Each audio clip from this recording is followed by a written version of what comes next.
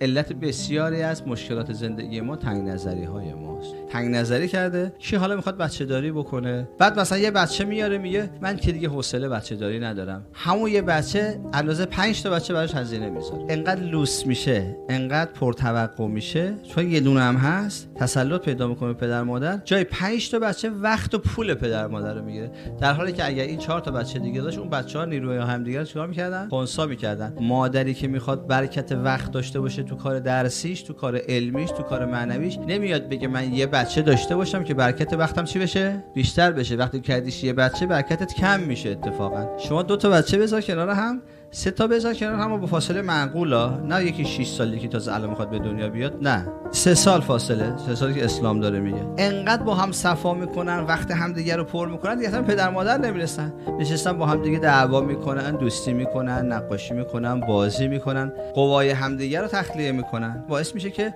قلدری و لوسی از بین بره، انصاف تو همدیگه ایجاد میکنن. حالا شما این بچه رو بگیر ازش، بچه تنهایی باید میاد، اصلا تجربه نداره نسبت به بچه دیگه، روحش خراب میشه دیگه، بعدا نه بابای خوبی میشه، نه مامان خوبی میشه، نه شوهر خوبی میشه، نه زن خوبی در میاد. ولی وقتی که 3 تا 4 تا 5 تا بچه توی خونه هستن، اینا همدیگه رو میسازن، خیر و برکت اقتصادی هم بیشتر میشه، خیر و برکت عاطفی هم بیشتر میشه.